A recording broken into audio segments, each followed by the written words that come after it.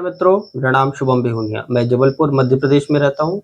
मेरे गुरु स्वर्ग श्री भूपत समद जी और बाबा रिजवान खान जी के आशीर्वाद से प्राप्त रहस्यमय टोन टोटके, गुप्त विधि विधान और रहस्यमय साधनाएं समय समय पर आप लोग के लिए लाता रहता हूँ।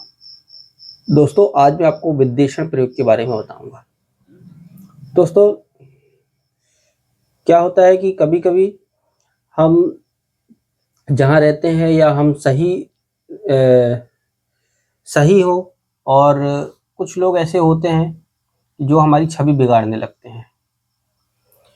हम सीधे साधे हैं और हम अपना काम कर रहे हैं, हम किसी से मतलब नहीं रखते, फिर भी लोग हमारे पीछे लग जाते हैं, हमारी छवि बिगाड़ने लगते हैं या हमारी मजबूरी का फ़ायदा उठाने लगते हैं। तो ऐसे में विद्वेषण प्रयोग करना बहुत ज़रूरी हो जाता है। ये प्रयोग उनके लिए किया जाए जो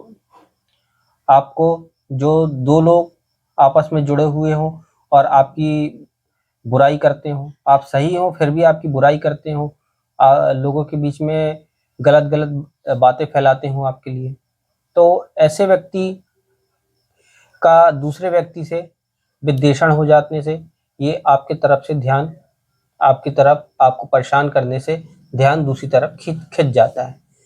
ये प्रयोग आप अपने शत्रु के लिए भी कर सकते हैं, ताकि शत्रु अपने मित्र से लड़ने झगड़ने लगे और आपके प्रति ये बिल्कुल ध्यान हटा ले।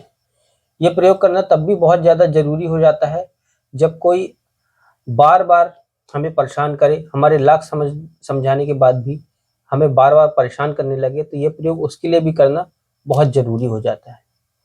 दोस्तों, चलिए मैं आपको एक प्रयोग बताता हूँ ये कैसे करना है। इसके लिए आपको उल्लू और कौवे के पंख की जरूरत होगी। दोनों का एक पंख ही चाहिए। उल्लू का पंख मंगलवार के दिन और कौवे का पंख शनिवार के दिन। अब बात ये आती है कि ये चीज़ शनिवार और मंगलवार के लिए दिन मिलना तो बहुत नसीब की बात है। तो इसके लिए ये किया जा सकता है कि जब भी आपको उल्लू का पंख या कौवे का पंख मिल जाए तो आप उसे ना उठाएं, किसी से बोलकर उसे सुरक्षित रखवा दिया जाए कहीं पर। मतलब किसी के घर पे नहीं रखना है, किसी दूर दराज इलाके में, जंगल में या किसी एकांत जगह पे उससे उठवा करके रखवा दिया जाए और मंगलवार के दिन जा करके उसमें धूप दिया अगरबत्ती दिखा करके सीधे हाथ से उल्लू का पंख उठा करके ले आया जाए। इसी तरह शनिवार के दिन ये प्रक्रिया कर ली जाए। लाने के बाद दोनों को आपस में इस तरह से जोड़ दें, दोनों के अगले हिस्से को इस तरह से जोड़ दें। जोड़ने के बाद उसमें काला धागा बांध दें। दोस्तों, इसके बाद आपको अश्विनी नक्षत्र का इंतजार करना है। आप कैलेंडर में देख लें कि अश्विनी नक्षत्र कब पड़ रहा है, या फिर आप अमावस्या के दिन भी ये प्रयोग कर सकते हैं। ध्यान रखिएगा, केवल अमावस्या के दिन, पूर्णिमा के दिन नहीं करना। अमावस्या के दिन आपको अपने हाथ के बीच में दोनों पंख को रखना है और किसी बहते हुए पानी या तालाब के पास चले जाएं और उससे 108 बार 7 दिन तक तर्पण करना है। यानी अमावस्या से शुरू करते हुए 7 दिन तक तर्पण करना है। अश्विनी नक्षत्र से शुरू करोगे तो भी 7 दिन तक इस तरह से तर्पण करना है। मंत्र मैं आपको वीडियो के अंत में बता दूंगा, स्टेप बाय स्टेप समझना, क्योंकि दो विधियां करनी पड़ेंगी, तब जा करके शत्रु पे या आपको परेशान करने वाले के ऊपर विद्वेषण बिल्कुल सही बैठेगा। पहले आपने 7 दिन तक तर्पण कर लिया। तर्पण करने के बाद आपको एक बड़ा सा भोजपत्र लेना है, फिर उसमें स्याही बनाना है। तो स्याही और इसमें जो भी सामान लगेगा तो इसे सब पहले से ला करके व्यवस्थित रख लें। इसके लिए आपको काला धतूरा और पीला धतूरे के बीज लगेंगे। ये भी आसानी से मिल जाता है। इसे आप अच्छी तरह से ग्लव्स पहन करके इसको अंदर से खाली करके इसके बीज निकाल लें और चीप में या ऐसे पत्थर में पीसे जिसका आपको दोबारा ज़रूरत ना हो, क्योंकि धतूरे में जहर होता है। तो आप इसे पत्थर में अच्छी तरह से पीस करके उसमें बिल्कुल हल्का पानी डाल दें। हल्का पानी डालने के बाद एक कटोरे में रख लें मिट्टी के और उसमें काली स्याही ला करके डाल दें। फिर उसमें शमशान का कोयला आप पहले से ला करके रख लें। शमशान का कोयला, जलता हुआ कोयला लाना है उसे बुझा करके उसको भी पीस लेना है। उस पिसे हुए पाउडर को आप इसमें मिला दें। मतलब एक शमशान का कोयला पहले से 1 दिन पहले या 2 दिन पहले से ला करके पीस लें।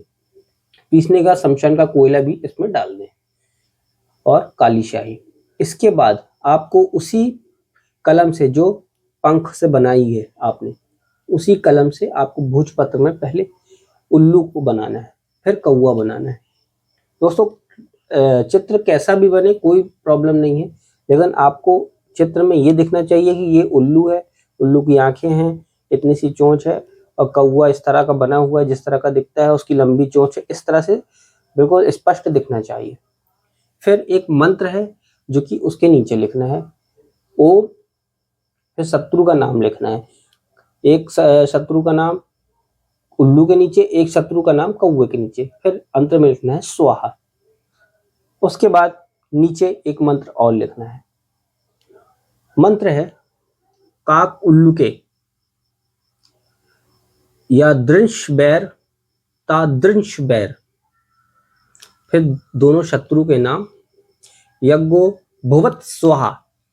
इस मंत्र को आपको नीचे लिखना है और इसी मंत्र से आपको तर्पण भी करना है, जो कि आपको 7 दिन तक करना है।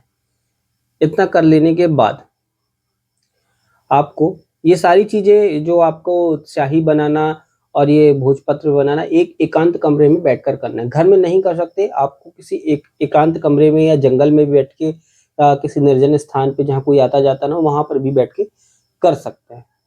ये चीजें आपको रात्रि में बैठ करके करनी है। इतना करने के बाद आपको वहां पर 501 बार, जी हाँ दोस्तों 501 बार आपको इस मंत्र को पढ़ना है।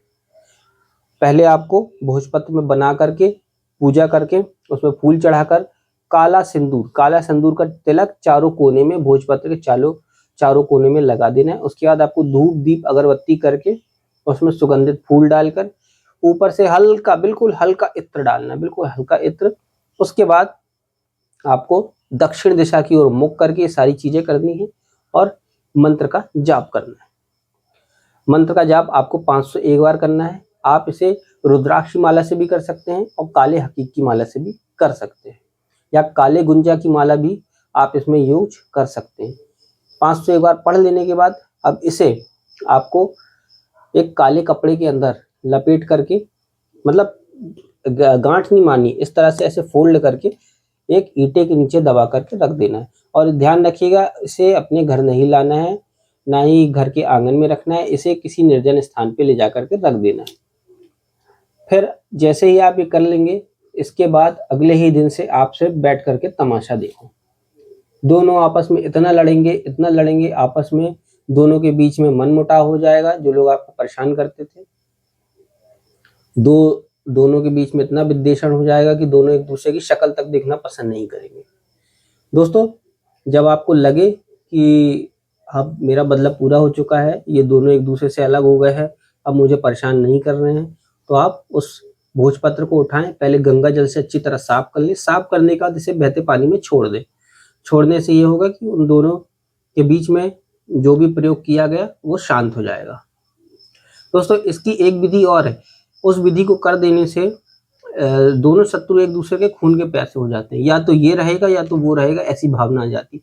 वो प्रयोग मैं नहीं बता रहा हूँ, क्योंकि वो प्रयोग बताऊंगा तो लोग जाने क्या क्या कर बैठेंगे। इसलिए आप सिर्फ इतना करिए, प्रयोग करें, देखें सामने वाला किस तरह से आपको परेशान किया, उस तरह से वो भी परेशान होने लगेगा। दोस्तों अगर आप भी चमत्कारों का रहस्य जानना चाहते हैं तो मेरे गुरुदेव बाबा रिजवान खान जी की पुस्तक चमकदारी चोर विद्या को लेना ना भूलें। और दोस्तों ये सिर्फ लिमिटेड पुस्तक है, कुछ ही छपी हुई है। इसके ख़त्म हो जाने के बाद इसे हम दोबारा आपके सामने उपलब्ध नहीं करा सकेंगे। तो जितनी जल्दी हो सके आप इसे ले करके अपने पास रख लीजिए, चमत्कारों के रहस्य जान लीजिए। और अगर आपके पास कोई प्राचीन पुस्तक है और या तो आपके दादा परदादा कोई पुराने तांत्रिक रहे और अब आपके घर में कोई तंत्र विद्या में इंटरेस्टेड नहीं है और वो लेख आप हमसे शेयर करना चाहते हैं या पुस्तक शेयर करना चाहते हैं, तो मुझे या मेरे गुरुदेव बाबा रिजवान खान जी को मेल करें या व्हाट्सएप करें। दोस्तों आपको अगर ये मेरा वीडियो अच्छा लगा इसे लाइक शेयर और सब्सक्राइब करना। अगर आप भी ऐसे ही रहस्यमय टोने टोटके, गुप्त विधि विधान और रहस्यमय साधनाओं में विश्वास रखते हैं तो मेरे चैनल को सब्सक्राइब करें। मिलते हैं मेरे अगले वीडियो में, तब तक के लिए नमस्कार।